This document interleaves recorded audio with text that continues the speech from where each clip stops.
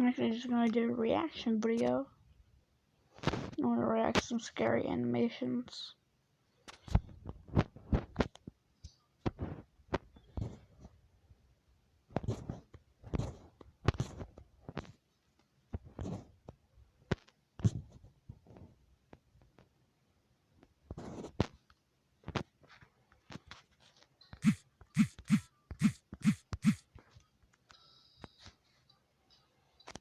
Please turn that off. The viewers can hear this. The viewers will hear that. Don't mind her. Don't mind my friend Rylan. Don't mind my friend Rylan. Subscribe to her channel, Gacha Gemini. Link will be in the description below. Yeah, you need subscribers. You're only at 2 subscribers. I'm only at 3, okay? Don't believe me. Alright, now we will actually watch some scary animations, but let's start at number 4 because I've already watched For a little one. backstory, I'm trans. I try to present as male as best as I can, but it's still pretty obvious that I'm biologically female. I have short hair and I wear guy clothes, but I have a very unmistakably female face. I also live in a very religious area, so it's not a very common or accepted thing. One of our neighbors is a priest, but he's very accepting and his house is a bit like a second home for me, because I think of him like one of my grandparents and he sees me as a grandson. Anyway, I was walking home from school during the winter a few years ago and it had started snowing. Needless to say, it was pretty damn cold and I was miserable. The wind felt like it ignored my clothes and chilled me right to the bone. It was hard to hurry because the freezing wind made my muscles really stiff. I was only maybe a quarter of the way home when a car slowed down and pulled up next to me. It was just a little old lady. She looked nice enough, and at this point I was willing to do anything to get out of walking another 3 miles in the cold, so I got in when she offered to give me a ride. It felt a hell of a lot better in that car than it did to walk. She was very nice at first. She prattled on about how her grandchildren went to the same school as me, talked about how lucky we were to live in such a nice Christian community, and so on. When she started on about being a good Christian, about how much she loved Jesus, I was a bit uncomfortable, but I didn't say anything. After all, even though I'm not a Christian myself, it isn't my place to say anything about religion. Believe what you believe and all that. She'd just been nice enough to give me a ride, so I didn't want to offend her. When she started talking about Leviticus, that's when I knew I had messed up by getting into her car. She started going on and on about gay people and how they're just confused, how man should not lay with man, and so on. We were getting close to where I was going to have her drop me off. When I mentioned that she could drop me off there, she looked over at me and didn't say anything. She didn't slow down either. I was starting to get nervous. We passed the point I'd told her about. I looked over at her and said something along the lines of, "You can let me out here." She gripped the steering wheel really hard and said, "I can't let you out. You need me." I asked her what the hell she was talking about and she turned to me. "Your short hair. I knew I needed to help you when I saw it. You're a sick girl. You need to let go of the demon inside you." I tried to cast aside the discomfort of being called a girl and stumbled out something about just liking short hair, having a boyfriend, anything that would make me seem a little bit more innocent in her eyes. But it didn't look like she believed me. I wanted to cry as I watched the drop-off point get further and further away. I begged her to let me out, promised that I would go to church, repent my sins, as long as she let me out and let me go home to my family. She screamed at me that she hated dykes and that she was going to call her son to help her, quote, fix me. At that point, I knew I needed to get out. I grabbed the handle and unlocked the door, only to feel my hopes sink as the electric lock kicked in and relocked it. She was still screeching about how I just needed to be with a man and it would fix me. That accepting God's truth would fix me. It might sound ridiculous to be afraid of an old Christian lady, but I was terrified. I was so scared of what would happen if I didn't get out. I took my chance and rolled down the window as fast as I could and made a jump for it. I landed on a pile of rocks and my breath was knocked out of me. I could hardly move. Everything in my body hurt horribly, but I knew I needed to get out of Dodge before she decided to come back. I got up and limped into my neighborhood. As soon as I came to that old priest's house, I snapped out of the stupor I was in and was hysterical. I banged wildly on the door until he let me in, and I cried uncontrollably while he called the police. I was taken to the hospital after I told the police what had happened. The jump from that car broke my femur in 4 places and cracked both my knees. It amazed doctors that I was able to make it to the priest's house in the condition that I was in. I've never seen that lady again or her car, but since then I never walked to or from school alone anymore. I can only hope nobody ever got into her car again. Since I'm gonna watch another one, then I'll stop this. Let's go ahead and skip these credits. Series about deep web exploration. I won't name this series or the channel it belongs to. I mean, I'm not getting paid for advertisements.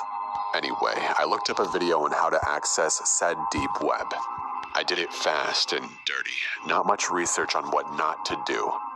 Big mistake. Let me tell you right now, using Windows on the deep web is a bad idea. That much I did know. Easy to get hacked that way since it's the most prominent OS.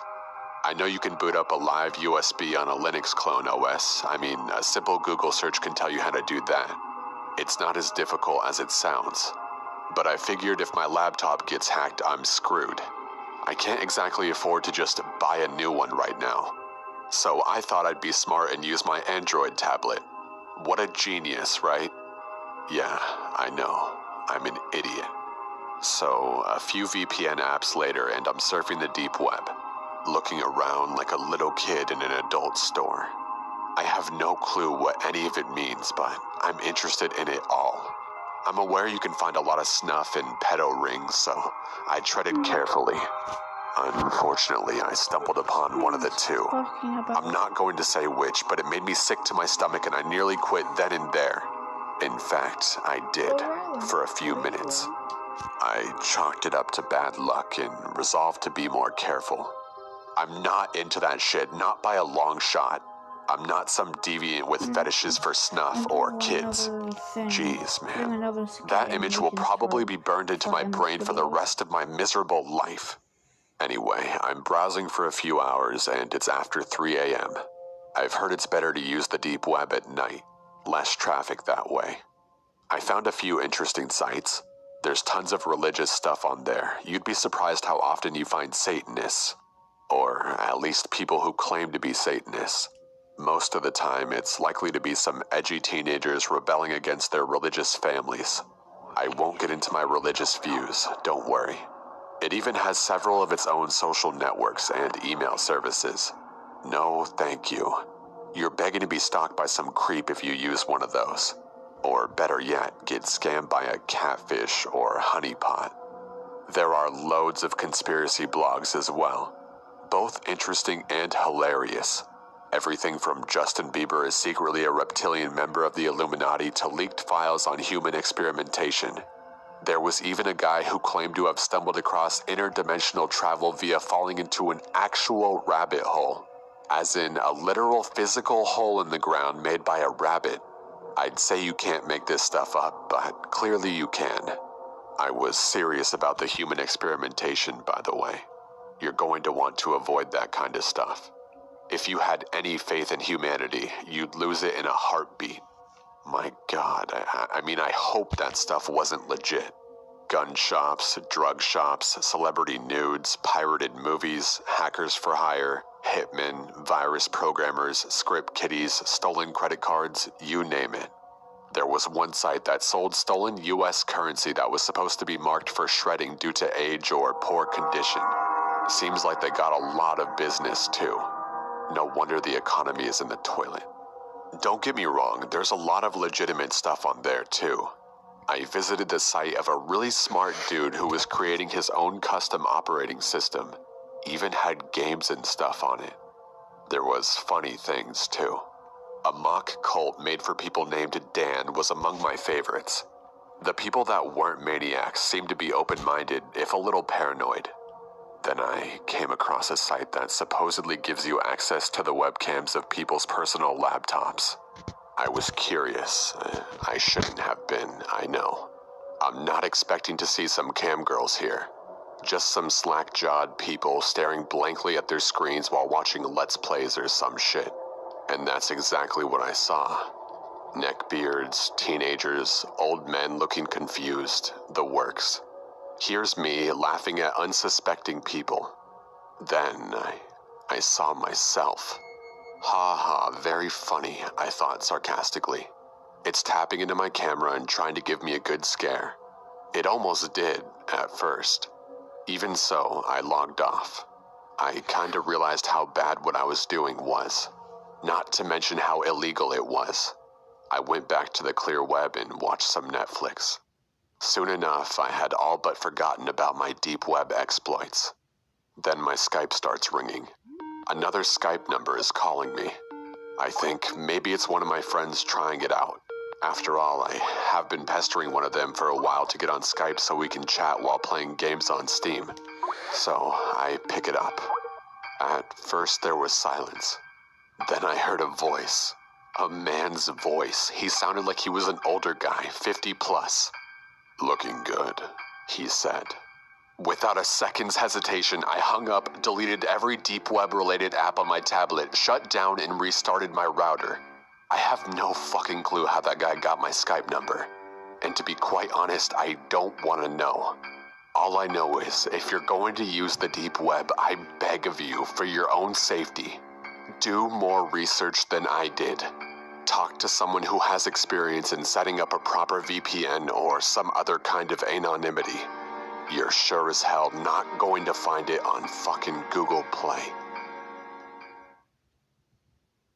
Well, that was interesting. Well, I'm gonna stop it right here, guys. See y'all on the next vid. Bye.